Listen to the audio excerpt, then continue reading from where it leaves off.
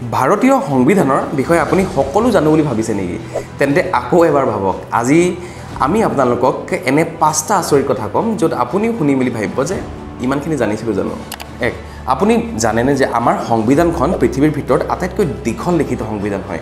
ইয়াত আছে প্ৰায় 470টা অনুচ্ছেদ, 25টা অংশ আৰু 12খন অনুসূচী।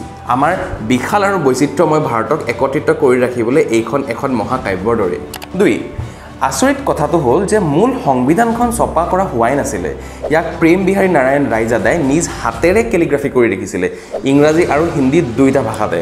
কল্পনা কৰকচোন কিমান ধৈৰ্য আৰু কলা লাগিব যে কেলিগ্ৰাফি কৰি গোটেইখন ইংৰাজী আৰু অসমীয়াত লিখিবলৈ।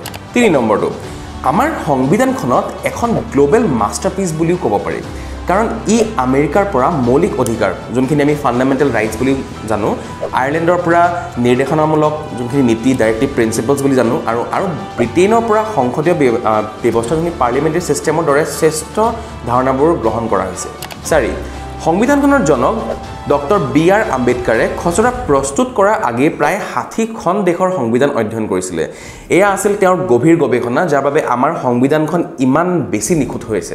আৰু শেষ 5 নম্বৰটো, এই সংবিধানখন নিৰ্মাণ কৰিবলৈ কিমান সময় লাগিছিল জানেনে? প্ৰায় 3 বছৰ।